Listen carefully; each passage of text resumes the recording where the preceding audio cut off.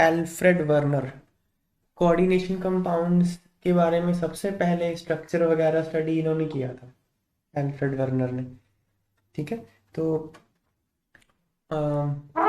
इन्होंने क्या किया ना, कुछ सिंपल से एक्सपेरिमेंट्स किए, जैसे कंपाउंड्स की कंडक्टिविटी मेजर कर ली, या कंपाउंड्स को AgCl के साथ रिएक्ट करवा दिया और उसकी प्रेसिपिटेशन रिएक्शंस करवा दी। ऐसे सिंपल सिंपल एक्सपेरिमेंट करके उन्होंने कोऑर्डिनेशन कंपाउंड्स की स्ट्रक्चर के बारे में आइडिया दिया था सबसे पहले।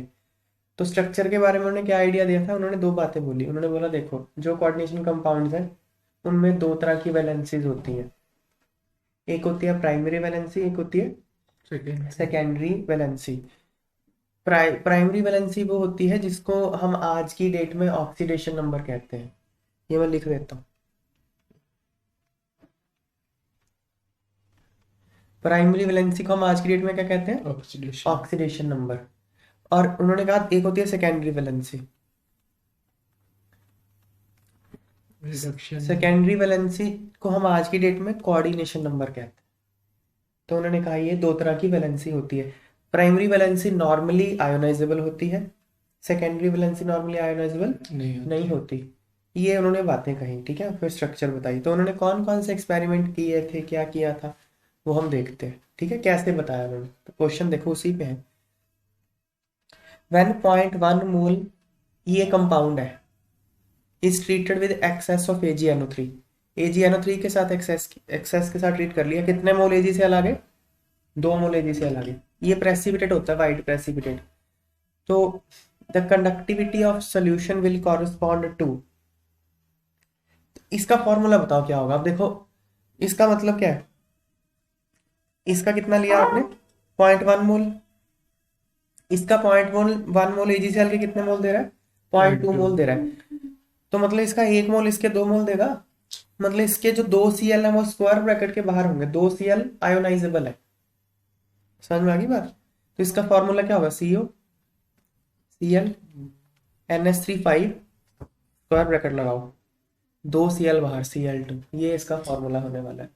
ये एल्फ्रेड वर्नर ने पता किया। ऐसे कैसे पता किया, क्योंकि वो 2 मोल AgCl दे रहा है, 2 Cl बाहर होंगे, तो ये है आयोनाइजेबल हो गया, अंदर वाले नॉन आयोनाइजेबल हो गए। तो इसकी सेकेंडरी वैलेंसी कितनी होगी, 6 हो गई, क्योंकि 6 अंदर है, ठीक है ना। प्राइमरी वैलेंसी इसकी +3 है, ऑक्सीडेशन नंबर +3 है इसका, समझ में आ गई बात। तो ये कौन सा इलेक्ट्रोलाइट है, 1:2, 1:2 है ना। देखो this is 1 and this is 2, 2 chloride होंगे ना, तो 1:2 इलेक्ट्रोलाइट हो गया बस। ये देखो ये कंपाउंड है ना, इसको तोड़ोगे तो क्या होगा, इसको पानी में रखोगे तो क्या होगा, CO Cl NH3 5 2 पॉजिटिव नहीं, +2 Cl-, तो ये 2:1 नहीं हो गया, 1 मतलब ये एक है ना, एक वन, एक आयन ही है ना, और ये 2 आयन्स है, तो 1:2 हो गया, ठीक है। तो पर एस्टी मतलब अपन AgCl तो वैसे ही उन्होंने लिखा है ना, एस्टी कोई तो मतलब था नहीं।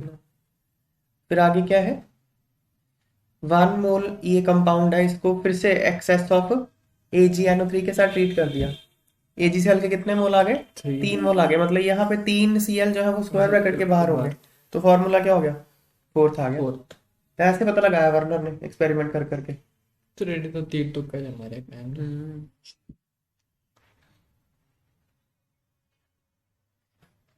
अगला देखो, arrange the following complexes in increasing order of their conductivity of their solution. हाँ, इनको सॉल्यूशन में कंडक्टिविटी के इंक्रीजिंग ऑर्डर में अरेंज करना है। तो ये तो करेगा ही नहीं, कंडक्ट न्यूट्रल है, सबसे कम तो ये हो गया, तो 1, फिर 1 के बाद आएगा Cl, ये कितने आयन देगा, 1, 2 आयन देगा ये, तो ये उसके बाद ये इसको 2 बोल देते हैं, 2 इसको 2 बोलते हैं।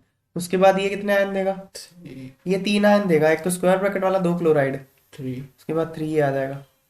उसके बाद ये कितने आयन देगा, 4 आयन देगा, तो चौथा ये। तो मैंने कर दिया अरेंज। सर 4 आए ना, Cl3 है, तो एक को हाँ, अंदर वाले को प्लस, एक ये पूरा का पूरा और एक 3 Cl हो जाएंगे, तो ये 4 आयन देगा, तो इसकी कंडक्टिविटी सबसे ज्यादा होगी। तो मैंने कर दिया इंक्रीजिंग ऑर्डर में अरेंज।